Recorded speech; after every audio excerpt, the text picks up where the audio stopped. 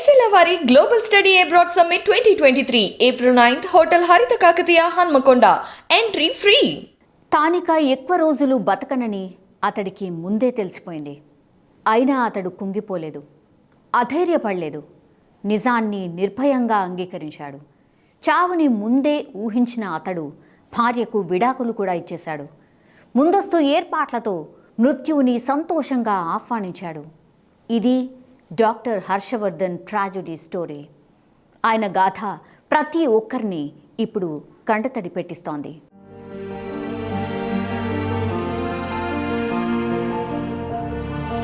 తానిక బతకనని తెలిసి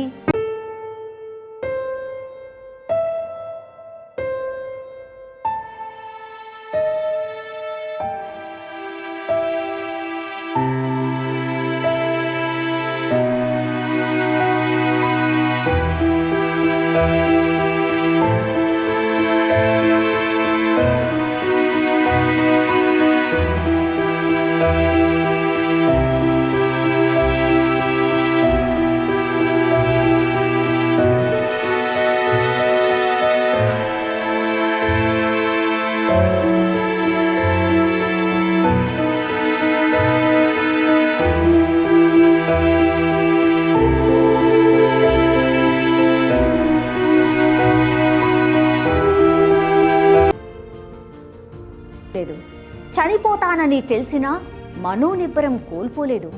మరణాన్ని ధైర్యంగా ఆహ్వానించాడు. చేతికి అంది వచ్చిన కన్న కొడుకు ఇక బతకడని తెలిసి తల్లడిల్లిన తల్లిదండ్రులను ఓదార్చాడు. కుంగిపోతున్న కుటుంబ సభ్యులకు ధైర్యాన్ని చెప్పాడు. చివరికి విదేశాల్లో తనువు చాలించి అందర్నీ విషాదంలోకి నెట్టేశాడు.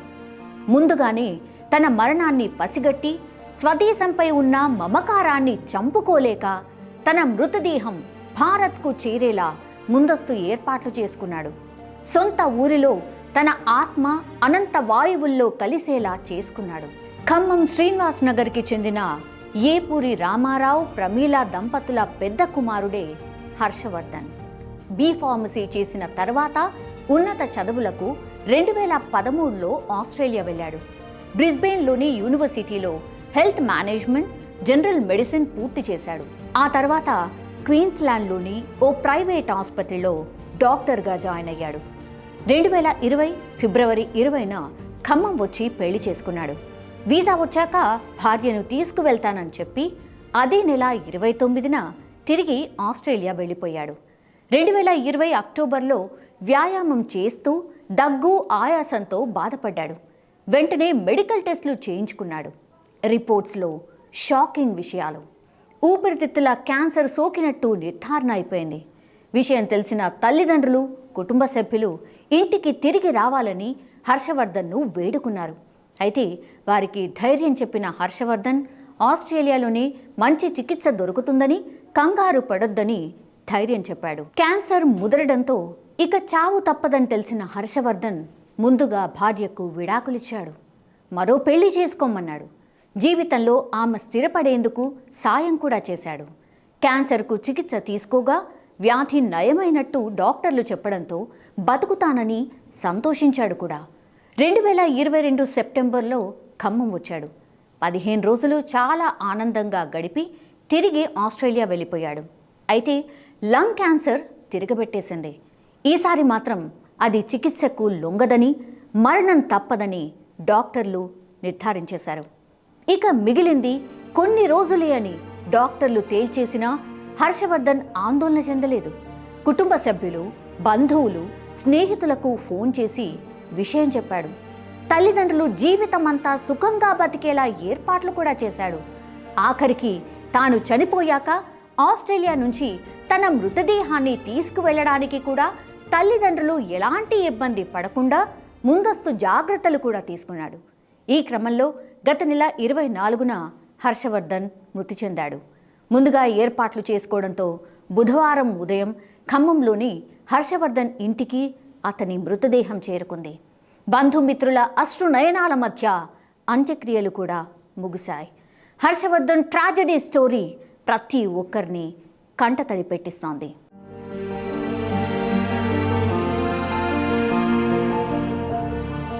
మనతో పాటు ఆ, హర్షవర్ధన్ డాక్టర్ హర్షవర్ధన్ ఎవరైతే చనిపోయారో వాళ్ళ ఫాదర్ మనతో పాటు ఉన్నారు, రామారావు గారు. సార్ నమస్తే సార్. నమస్తే. సార్ ఈ వార్త విన్న తర్వాత ఎవరైనా సరే సార్, అంటే ఎవరైనా మనసున్న వాళ్ళు ఎవరైనా సరే చెల్లించుకోవాల్సిందే సార్. ఆ, మీ బాధను మేము కూడా అర్థం చేసుకుంటున్నాం. ఎవరైనా సరే ఈ వార్త విన్న తర్వాత అందరూ మనసులో కూడా చాలా అంటే చాలా బాధతో కూడుతున్నటువంటి ఒక భావోద్వేగంగానే ఉంది సార్. సార్, మీ అబ్బాయి గురించి మీ మాటల్లో హర్షవర్ధన్ ఎలాంటి పర్సన్ సార్? హర్షవర్ధన్ చాలా స్టడీ పర్పస్ కానీ సిన్సియర్ డాక్టర్ పనిచేస్తున్నాడు. వైద్యం కూడా ఇక వీడు చేస్తేనే సాటిస్ఫైలో ఉన్నారు. వేరే వాళ్ళు చేసినా కానీ సాటిస్ఫై అవ్వరు అనమాట. ఒక రోజు సెలవు పెట్టినా కానీ షాప్ కానీ ఎంట్రన్స్కి వెళ్ళి చూస్తూ ఉంటారంట పేషెంట్లు. అలాంటి ఇది మాకు.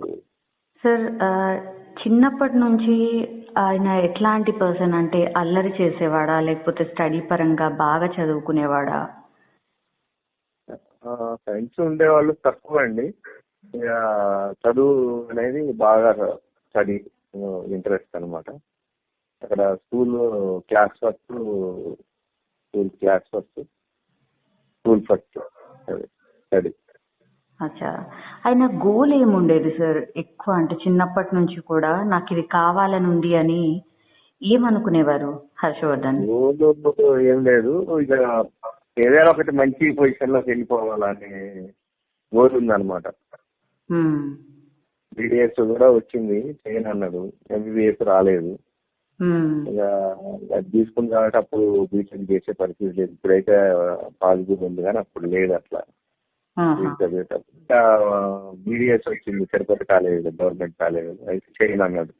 బీ ఫార్మసీ చేస్తాను, ఫార్మసీకి బాగుంది యూఎస్ లో అని చెప్పి టీకేఆర్ కాలేజీలో ఫార్మసీ చేశారండి. ఆ తర్వాత ఫార్మసీ చేశాక వీసా అప్లై చేస్తే యూఎస్కి రాలేదు. అక్కడ వేరే ఫర్దర్ స్టడీకి వెళ్ళాలి. యూఎస్ వీసా రాలేదు. అయితే మళ్ళా రెండోసారి అప్లై చేయకుండా వాళ్ళ ఫ్రెండ్ ఎవరో ఉండి ఆస్ట్రేలియా తీసుకున్నాను, ఆస్ట్రేలియా వెళ్తున్నా, నువ్వు కూడా అది ట్రై అంటే వీడు ఆస్ట్రేలియా వచ్చింది వీసా. గిర్ఫిత్ యూనివర్సిటీలో హెల్త్ అండ్ మేనేజ్మెంట్ కోర్స్ చేశాడు. ఆ తర్వాత జనరల్ మెడిసిన్ అండి పీజీ చేశాడు. ఒక ప్రైవేటు నర్సింగ్ హోమ్ లోను ప్లస్ ఓల్డ్ ఏజ్ ఇది ఉందన్నమాట. అన్ని 50 ప్లస్ ఉన్నోళ్ళు 70, 80, 90, 100 ఇయర్స్ వరకు ఉంటారనమాట. వాళ్ళందరికీ డైలీ డాక్టర్స్ వీళ్ళు ట్రీట్మెంట్ చేస్తారు. ఏదైనా డిసీజ్ ఉందా ఏంటి అనేది అట్లా అంటారు అన్నట్టు. డాక్టర్స్ డ్యూటీ ఉంటుంది అక్కడ. చాలా మంది ఉంటారు వేరే అన్ని. ఈ జనరల్ మెడిసిన్ ఉంది అన్నమాట. వైద్యం చేస్తే అట్లా ఉన్నారు. ఓకే, అంటే చిన్నప్పటి నుంచి కూడా హర్షవర్ధన్ గారు హెల్దీ పర్సనేనా సార్? హెల్దీ పర్సన్ అండి. అలాంటి హెల్త్ డిఫెక్ట్స్ లేవు అసలు. మాకు ఇంతవరకు తెలియదు. ఇట్లా లంగ్ కరోనా అని వచ్చేదాకా కూడా వాడికి తెలియదు, మాకు తెలియదు. ఏది జ్వరం వచ్చి కానీ అది కానీ. ఆస్ట్రేలియా పోయినప్పటి నుంచి కూడా ఇప్పుడు సిక్ అయినట్టు లేదు అసలు. మేము ఇలా 10 years ఇప్పటికి వెళ్ళి 2013లో వెళ్ళాడు.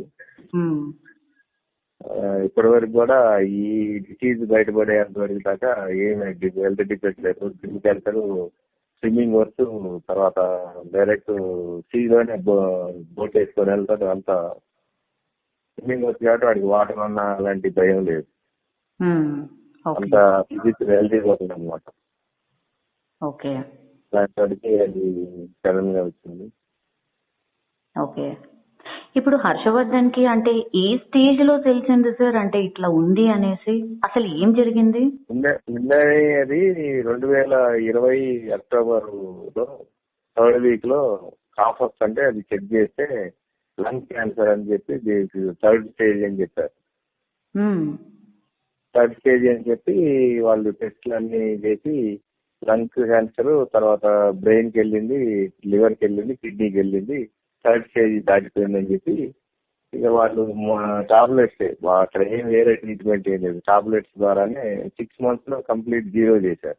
3 months అది చేస్తే 50% తగ్గిపోయింది అన్నారు. తర్వాత మళ్ళా స్కాన్ చేసి ఒక 6 నెలల తర్వాత చూస్తే కంప్లీట్ జీరో అనమాట. మంచిగా ఉన్నాడు, హెల్తీగా ఉన్నాడు, అసలు మనిషి ఏమి చేంజ్ ఏం కాలేదు కూడా ఆ టాబ్లెట్స్ వేసుకున్నా కానీ. కొంచెం వేడిగా ఉండేదంట అంతే, అంతే తప్ప ఏం ఉండేది కాదు. ఇప్పుడు 6 నెలల్లో కంప్లీట్ క్యూర్ చేశారు. జీరో ఉన్నది సడన్ గా మొన్న 2 months బ్యాక్ వచ్చింది. సడన్ గా 4th స్టేజ్ వచ్చింది. మళ్ళీ సేమ్ వచ్చేసి మళ్ళీ కిడ్నీకి వెళ్ళింది, లివర్కి వెళ్ళింది, బ్రెయిన్కి వెళ్ళింది. 4th స్టేజ్ అన్నారు. 4th స్టేజ్ అని రేడియేషన్ చేయాలని చేశారు. రేడియేషన్ చేస్తే రేడియేషన్ కూడా ఏం పని చేయలేదు. రేడియేషన్ పని చేయలేదు. ఆ తర్వాత ట్యూమో ఇయ్యాలన్నారు. ట్యూమో ఒకటి చేశారు. రెండోది చేయకుంటే కష్టం, ఒక 1 week అన్నా అని చెప్పి 2 weeks కన్నా ఎక్కువ ఉండరు, కష్టం అని చెప్పేసి వాళ్ళు అనౌన్స్ చేశారండి. 2 వారాల కన్నా ఎక్కువ లేదని వాడికి చెప్పేసి రెండోది చేసి ఇంటికి డిశ్చార్జ్ చేసి పంపించారు. లాస్ట్ 1 week ఫ్రీగా ఉంచుతారంట. అతను పేషెంట్ ఎట్లా అంటే అట్లా ఎంజాయ్గా ఉండొచ్చు అట్లా వాళ్ళు పంపిస్తే ఇంటి దగ్గరే ఉన్నాడు. ఓకే, మీ దగ్గరికి రావాలని కోరలేదా సార్? ఇండియాకి రాలేదా? మా దగ్గరికి వాడు ఆ సిచ్యువేషన్ లో రాలేని పరిస్థితి, నేను రాను, మరి మేము వస్తామని చెప్పినా కానీ నన్ను చూసి మీరు ఏమన్నా అయ్యి మాకు ఏమన్నా అయితే మేము అక్కడ ఇబ్బంది పడతాము ఉద్దేశంతో మమ్మల్ని అసలు వద్దన్నాడు. వాడు వస్తే మళ్ళీ మేము బాధపడి మమ్మల్ని ఇబ్బంది పెట్టినట్టు అయితే అని చెప్పేసి వాడు అక్కడే ఉన్నాడు. ట్రీట్మెంట్ అక్కడ నడుస్తుంది కదా.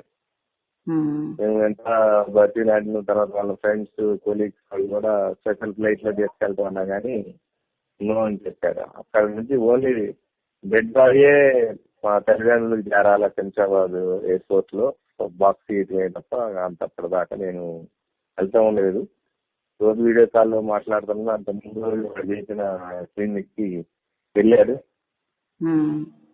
వెళ్ళి పేషెంట్ వాళ్ళందరినీ కలిసి వాళ్ళతో ఏదో బండి తిరిగి అవి టైం చేసి వాళ్ళందరికీ బాయ్ ఇండియా వెళ్తున్నా అని చెప్పాడు.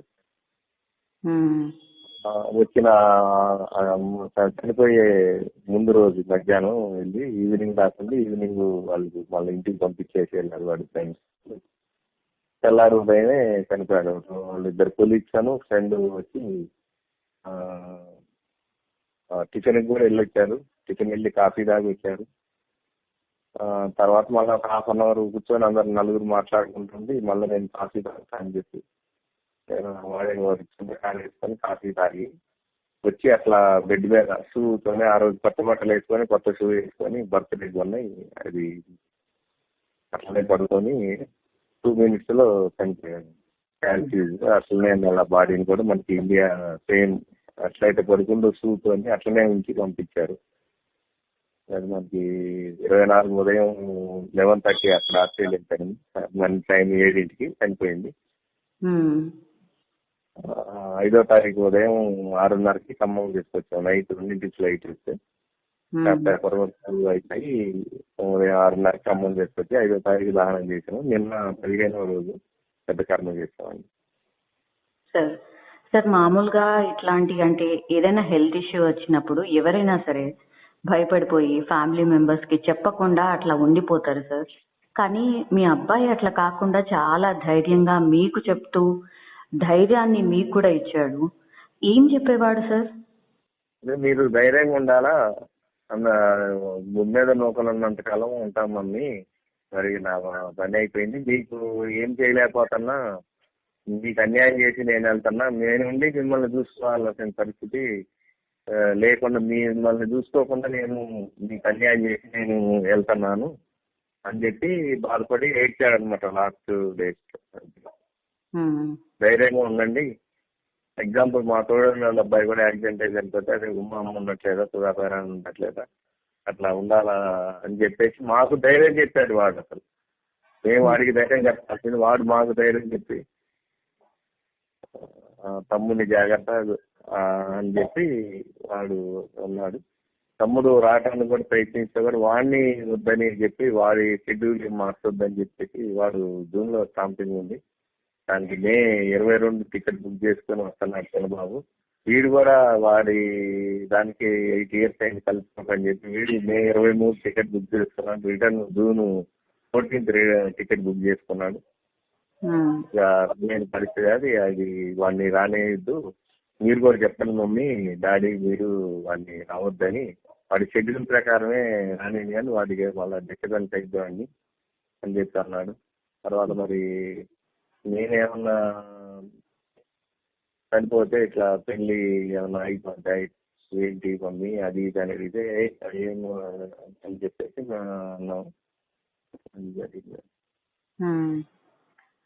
అదే అంటే విడాకులు కూడా ఇచ్చారు వాళ్ళ వైఫ్ కి అని అన్నారు సార్. ఆ అమ్మాయి ఫస్ట్ 2020 అక్టోబర్లో ఎప్పుడైతే ఇది కన్ఫామ్ అయిందో వీళ్ళు ఏం చేశారు, డైవర్స్ కోసం అడిగారు, విడాకులు తీసుకుంటామని చెప్పేసి చెప్పారట. అంటే మాకు తెలీదు, వాడికి డైరెక్ట్ చెప్తే ఓకే నేను మిమ్మల్ని ఇబ్బంది పెట్టడం ఎందుకు విడాకులు ఇచ్చేస్తా అని చెప్పిండు. మాకు కూడా పేరెంట్స్ కి చెప్పేసి మాకు ఆథరైజేషన్ పంపించేశారు. నాకు వాళ్ళే అప్లై చేసుకున్నారు. అడిగారు మమ్మీ ఇచ్చేద్దాం అంటే మనం వాళ్ళని చేయటం ఎందుకని చెప్పి వాడు డైవర్స్ కి ఫ్రెండ్లీ డైవర్స్ కి వేసి వాళ్ళు వేస్తున్నారు. ఓకే చెప్పి నాకు ఆథరైజేషన్ ఇచ్చేసారు. లాస్ట్ మీ బాబు మాటలు ఏం గుర్తున్నాయి సార్? వాళ్ళ మమ్మీకైనా మీకైనా ఏం చెప్పారు? లాస్ట్ చనిపోయే 3 days బ్యాక్ ఇదే నేను ఫస్ట్ టైం చేశాడు ఏడ్చుకుంటా. ఇదే నేను లాస్ట్ డాడీ జాగ్రత్త, మమ్మీ జాగ్రత్త, జాగ్రత్త డాడీ, నేను మీకేం చేయలేకపోతున్నా, నేనుండి మిమ్మల్ని చూడాల్సింది, మీకు అన్యాయం చేసి నేను వెళ్తున్నా అని చెప్పి ఏడ్చేస్తాను. నేనే చూసుకోవాలి సార్. ధైర్యంగా ఉండండి మాకు చెప్పాల్సింది.